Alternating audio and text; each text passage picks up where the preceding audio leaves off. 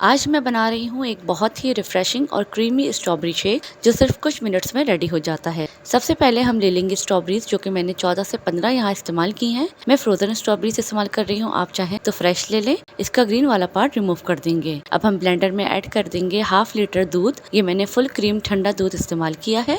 इसमें हम ऐड कर देंगे 1/8 कप के करीब चीनी आप अपने टेस्ट के अकॉर्डिंग कम या ज़्यादा कर सकते हैं।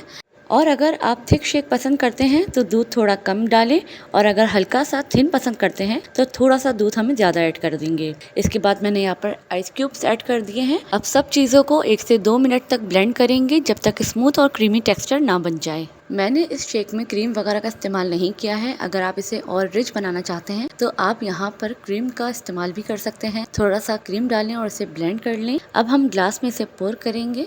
ऊपर से गार्निशिंग के लिए चाहें तो स्ट्रॉबेरी के आप स्लाइसेस रख सकते हैं और थोड़ी सी क्रीम से इसे गार्निश कर सकते हैं। मैंने इसे सिंपल ही तैयार किया है। बस तैयार है आपका घर पर बना हुआ फ्रेश, हेल्दी और मार्केट स्टाइल स्ट्रॉबेरी शेक। ऐसी सिंपल और इजी रेसिपीज सीखने के लिए मेरे चैनल को सब्सक्राइब कर दीजिए, वीडियो को लाइक और शेयर कर दीजिए। बहुत जल्द मिलेंगे एक नई वीडियो के साथ। Thank you so much for watching. अल्लाह हाफिज़।